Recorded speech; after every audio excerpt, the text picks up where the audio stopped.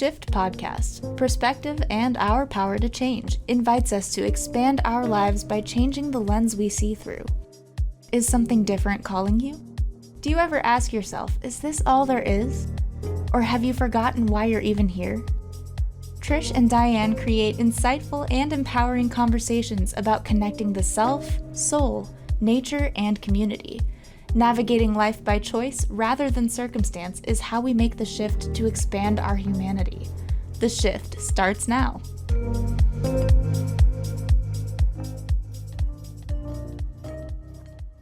Hello, everyone, and welcome to the Shift podcast, Perspective and Our Power to Change. We are on the Cornelia Stephanie Media Group on the Transformation Talk Radio Network. I'm Trish Campbell, your co-host, along with my good friend Diane McClay, and we are here with episode 19. We're continuing our conversation on tuning inward, the resistance we've had around going inward, and we're really going to focus today on tuning into that inner voice that we sometimes ignore. First, I want to acknowledge the land on which I settle, where I operate my business from, where I live, and for me that's Mississauga, Ontario, the territories and treaty lands of the Mississauga of the Credit First Nation, the Haudenosaunee, the Anishinaabe, the Huron-Wendat, and the Ojibwe Chippewa.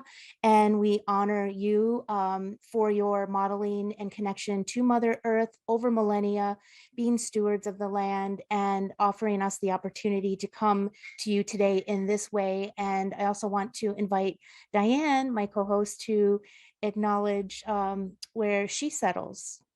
Well, I'm in the Pacific Northwest, right on the border of Oregon and Washington, and the indigenous peoples and First Nations that thrived on the lands that I settle and from which I do my business include the Confederated Tribes of Warm Springs, Confederated Tribes of the Grand Ronde, the Nez Perce, the Umatilla, and there are other little small bands and tribes of people that are unnamed and quite honestly, federally unrecognized, which means they actually don't receive the same benefits that the federally recognized tribes do. And so we believe that it's important to reduce that resistance. That's the word we're talking about today, about uncomfortable topics and atrocities of the past. And to reduce the resistance, we start to acknowledge and embrace and apply our knowledge. Thanks for that. That's so important, Diane. And I think with that, how we reduce that is first we make that change and shift within ourselves. And that's what we're all about here, is taking that perspective and awareness and putting it into action. And on our last show, like I said, we were talking about the resistance that we have to go, resistance we have to go inward.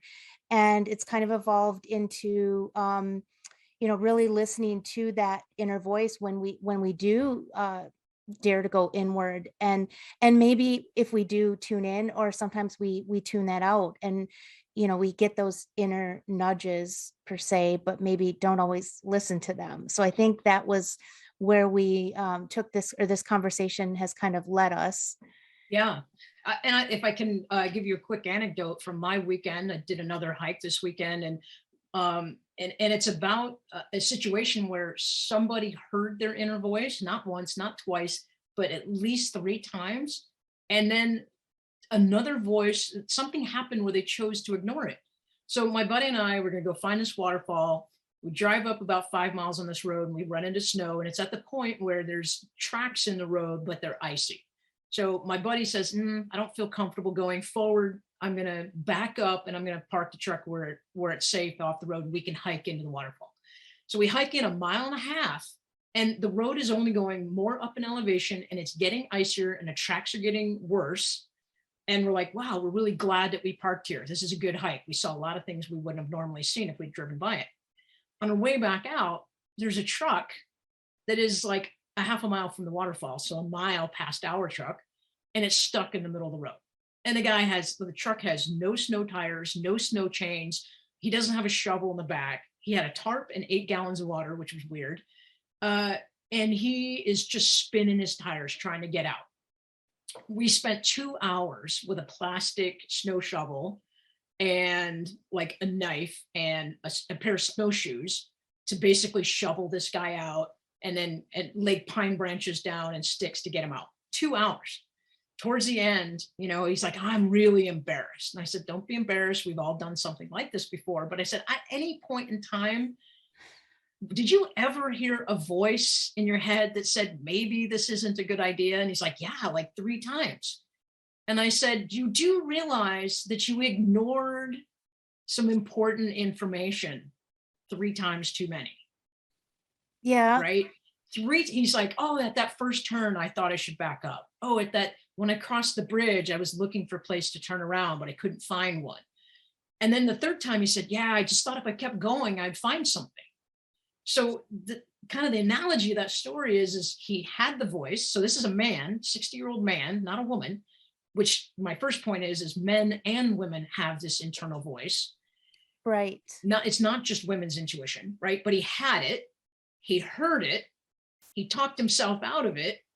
In fact, after he talked himself out of it the first time, he ignored it the next 2 times, and it got him into trouble. Yeah. Right. How common is this? What do you take from that story? I think it's common. I think we do that often. I don't necessarily understand it. Like I know I've done that myself. I mean, I think part of it is, and I don't say I understand it because I do understand it. We tell ourselves stories, just like we've talked about before, that make us feel better about not aligning with our true inherent nature, with what our natural intelligence is telling us. So we, like to your point, we all have this. It's not women's intuition. Every soul has intuition. It's our inner guidance. It's our inner intelligence. It's our inner compass. We all know what we feel like when we're not in alignment with that. We try to tell ourselves stories when we're not, to make ourselves feel better about that misalignment. And so that's exactly what he did. He thought, oh, I can just, and I've said that to myself too. Oh, I can just. I've seen red flags in a relationship before. And because I really liked the person and wanted it to work, I ignored those. I thought, no, he couldn't be deceiving, or he couldn't be whatever, what I was denying. And so that's just one example. There's many examples in our life that where we can kind of relate to that story of not listening to the inner nudge.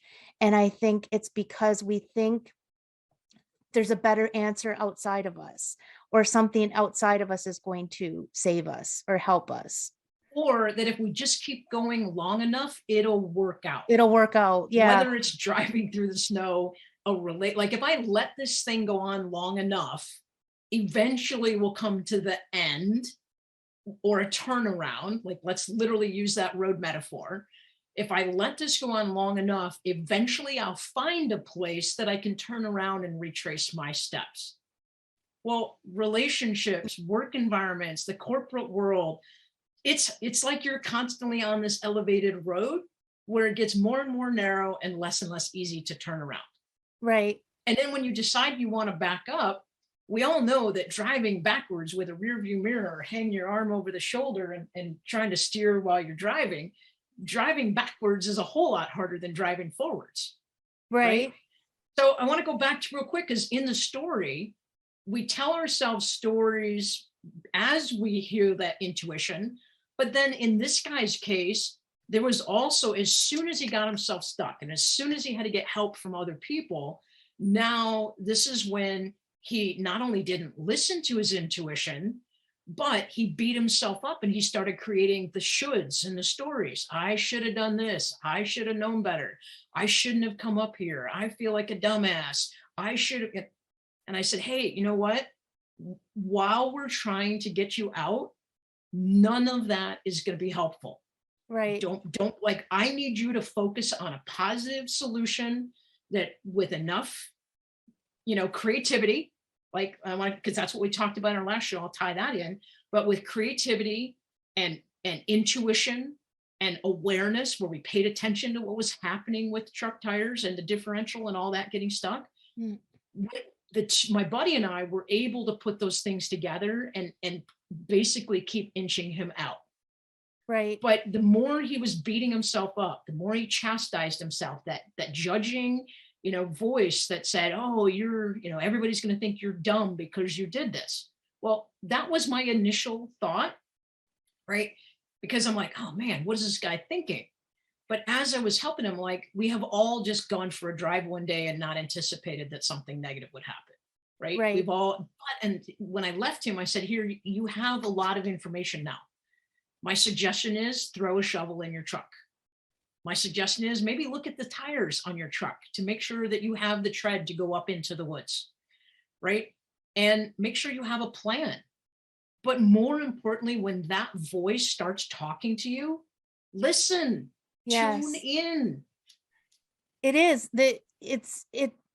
I bet you he will think twice now about the next time that he hears that inner voice. I mean, hopefully, that has been my experience, and I've done it over and over again where I've like, oh, I wish I would have listened. Next time I'll listen.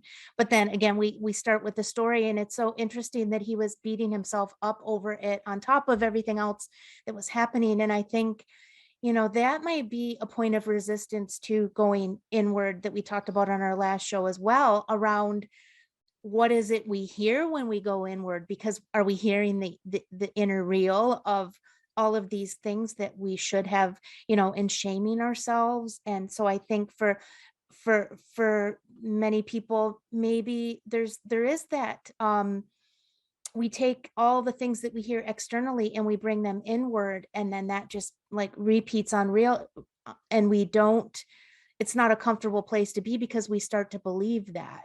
But I think the more we go inward intentionally and have that as a regular practice, and channel our creativity, let's say, and have those more positive experiences with that, the more we can kind of strengthen that muscle to not knee-jerk react into this reel that's self-deprecating and not helping the situation at all. I sort of hear you saying that you're talking about a ritual of sort of prevention. So if we, and tell me if I'm wrong, but if we practice going inward in situations that aren't life and death, they're not, job or no job, relationship or no relationship. But if we start a ritual, a practice of peacefully and lovingly going within and saying, hey, creativity, what do you have for me today? Or self, what's the information that I can learn? Then we build that muscle. And then when we do get into rough situations or awkward situations, or even places that might be dangerous or uncomfortable, then that positive voice, that sage voice, is actually much more prevalent. It's higher, closer to the surface, and that judging voice actually gets reduced. Am I hearing that right? Yeah, that's exactly it. It's the when we do that intentionally, and we have, going back to that last conversation around having this ritual, it helps us build a home within ourselves so that we're always in a place of safety and comfort, really, if we're tuning into that, as opposed to, constantly looking externally for an answer for something when it's right inside of us all along, but we can't hear it because we're so tuned out from it. So if we have that regular practice of tuning in, we can, in those moments where,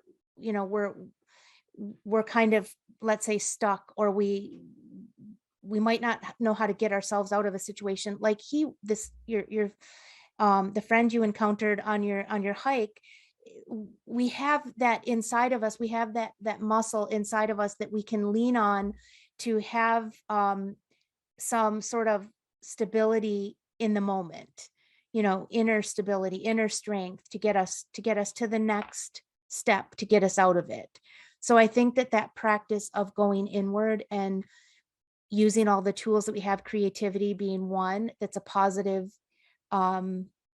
experience that strengthens that inner communication from our soul, that always wants the best for us, that knows our potential, that knows that everything is always working out for us, even if it doesn't feel like it. We have that to lean into when we don't know the outcome of something. It's called trust. As I'm listening to you, I heard a little muse in my ear whisper to me, finesse, not force. I love that. Yeah. Right. In the instance of this guy trying to get his truck unstuck, he was flooring the accelerator. He was trying to use the power of the truck to force his way through, half-inch tire deep snow and ice. And when my buddy and I were helping him, we figured out where places were spinning, and I put pine boughs underneath the tires to get a little traction. And we had to teach him how to get a little momentum and kind of come up on the crest of the divot that he was in, and then stop, and then put the truck back in reverse and build a momentum and come up on the rear divot that he was on. Because what that was doing is we were now using the weight and a slow speed of the truck to get him out of the rut. But when he was forcing it with power, he was just digging in deeper. He was making it worse. Right. So I guess my takeaway today is finesse over force. I think it works every single time. And I think you're more able to finesse when you proactively practice that inner connection and going inward and having that inner strength. And, I think of your analogy, and as you're telling me this, I'm thinking of, we keep, going back to the pandemic, but that's a big pivotal point for a lot of us in change in our lives. And for me, I had this practice of going inward, and it might not have been in the expression of art, but it was through it was writing poetry at that time, leading up to that. And I feel like having that regular practice of connecting inward and having that communication ongoing with my inner voice prepared me for a time of solitude and isolation and being separate from people and from things and the things that we're used to having in our lives. And so it's not to say that I didn't have moments of instability, but I was a heck of a lot more stable in that time of uncertainty because I had been having the regular ongoing practice of connecting with my soul, with connecting inward in various ways. So as uncomfortable as it is in the beginning, it's always taking us to a new place of, we talked about expansion, but it builds on itself. And it's something that's always there for us. And let's do this. I mean, you and I talk about this concept of connecting to self, and we have a practice and we have a ritual to do that. But let's brainstorm a couple things for our listeners that if they're not in the habit and they don't know where to start about how to create that connection, what would be some simple ways that they can just start creating that space? My first thought is that we block out time for work. And if you're a parent, you block out time for your kids, music or sports activities. Mm-hmm. For me, it sounds like one of the first steps would be to literally put on your calendar, and it could be as simple as 3 minutes a day. At 7:03 in the morning, I am going to write or just sit quietly or meditate or pray or whatever that is. Like, block it on my calendar would be my first suggestion. Yeah, I think that's good. And, I myself going through my own experience, I'd be like, oh, I don't need to put it on my calendar. I'll just do it. But you know what? It doesn't always happen when it's not on. Like when I see a reminder, I have a reminder of another exercise I do for positive affirmations and writing out 3 things I value about myself in the morning. Just every day it's something different. And it's like, might sound silly, but I put it in. And so every morning I'm seeing that reminder. And every morning I'm doing it because I'm looking at our phones. We're looking at our phones. So why not put it in your schedule and remind yourself? And for me too, that practice of, like we talked about on our last show, of the creativity and the ritual I have around painting every week. And that became something like I look forward to that time on Saturdays to have a date with myself. And it doesn't matter if you're in a relationship or not. I think everyone can benefit from having that alone time and self-exploration, whether, through whatever creative means that, feels good for you. Right. So put it on your calendar. I think another easy thing, you could write a couple, and Trish and I can help you with this as well. I mean, if you're looking for some creative writing prompts, you can get them off the internet, but we have some that work for us. You could always contact us. For some people, when I encourage people to go to nature, I ask them the question, when you go out on your walk, ask yourself, what do I observe? not what do I see? Because seeing is very passive. Our eyes are always taking in our surroundings, and we're seeing things even if we don't know that we're registering. But observing kind of up levels that. I observed a boy playing on a bike. Okay. And then what? What does that mean to me? What memory does that create? What feeling or emotion does that generate? Why is this important to me? Why did I notice these things? Right? But as soon as you challenge yourself to observe something, your brain is going to respond because it sees it as a problem and it's going to solve. So Right. that's another thing people could do. I have a friend who is a coach, and she has a very busy family life. She makes a point to get up at like 4:30 in the morning, and her household starts to wake up around 5:30. She makes herself a cup of coffee. She's in her robe. She's in her living room, and she takes that first hour of complete house quiet to connect to herself. Yeah. That's beautiful. I started doing that recently too. I take a couple hours to do all the things, to write, to and get up extra early to do it, but it's worth it to make that commitment, because I find that as I've been doing that, writing, meditating, all like the stacking of combination of things that help me go inward, the more centered and focused and stable I am in all, the human experience throughout the day. So Right. I think it doesn't have to be all of the above. It can be one small thing for a few minutes a day to start with. It's baby steps make just as big of an impact as the bigger steps. In fact, probably more, because they're more sustainable. So that is one thing I always like remind myself and clients too, that it's the things we think are too little and we might think they are insignificant are really what, when we turn around and look at where we've come, where we've been, and where we've arrived at, have been the most impactful. Right. And, let's tie that into the story, right? A lot of times people might say, well, this one little thing isn't going to make a difference. Well, how do you know? Like, Yeah. you won't know that it doesn't make a difference until enough time has gone by to give you evidence and proof that it didn't make a difference. Right. Right. But how do you know? So if you don't know for sure that it won't make a difference, maybe change your perspective and function as if it does make a difference. It does. Yeah.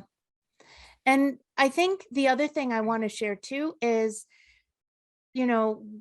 going back to building that inner home, like inside, I think is really important, because at least from my own experience, I leaned a lot on the external. I built everything in my life was outside of myself. And when I started to take notice of that, well, it was a rude awakening, but it, when I started to construct that home within, was like the most beautiful beginning of a transformation. And it just starts with doing one thing differently and having that awareness and that we always talk about, and then making the choice to do something different than I've always done.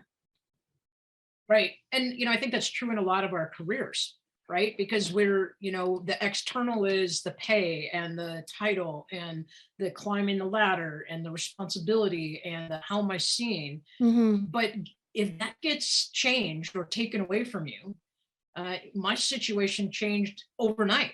Right. And Mine as I well. know that in the first year or two, I really struggled because in the loss of I didn't lose my job. I chose to walk away from it, but there were some circumstances that challenged my value system. I was lost in the sense of who am I and where's my identity and where's my community and like, who am I without this patch on my shoulder and this badge over my heart? Who am I without this framework of this industry that I served for so long? Mm-hmm. And the reality is that external got shaken up, it got changed, and some of it got taken away. Right. But if I rely on me, then nobody can take that from me. That's so right. And, it's because we get wrapped up in the story and that becomes our identity, whatever it is. Everything is really a story and we tell ourselves and we get wrapped up in that. So it's really about, maybe unraveling that and writing, a new one that's connected inwardly that was one thing I said, this can never be taken away from me because it's always inside of me. And I think that's so important to, to connect inward in that way. And I think, we're probably going to keep on talking about this or letting this conversation evolve, and because there's so many places we can go with it. And I think I have one, but one of the places people can also start is, like we've mentioned before in our shows, is the New House app, KS Media by KS Media Group. And we do that inner work and interconnection every week with the universal question. And it's a great place to start that conversation with your soul and connect deeper. And yeah, is there anything else you want to add? One last final thought, Diane? Just listen, like tune in, listen. And when you hear that little voice, listen, ask, hold its hand like you do with creativity. It's going to lead you in a good place. Yes. Listen to the quiet voice inside. It knows the way. Finesse over force. And lastly, we want you to tune in on Fridays because TTR has an amazing lineup of podcasters and radio hosts who have really crazy important messages about saying the same thing about how to change your life. So tune in, stay tuned for the Cornelia Stephanie show. The basically Stories of Hope is coming up next. Dance to Heal comes up after that with Jenny C. Cohen, and then Dr. Burke, and I can't remember the name of her show, but The Body Talks, the Body Talks podcast. Right, seriously, tune into that one because we're talking about tuning in inside the Body Talks. Exactly. Yes. Thanks, everyone. Thanks for being with us. Thank you for listening to the Shift Podcast, where perspective and our power to change intersect. Slowing down to look at things from a different angle is necessary to effect positive change. You hold the power to transform yourself and your life. It is already inside you and it's within reach. Clarity comes from awareness. Momentum comes from choice. Healing, growth, and transformation happen on the Shift Podcast. The first and third Fridays at 12:30 p.m. Pacific. For more information, go to invibe.ca or dianemcclay.com.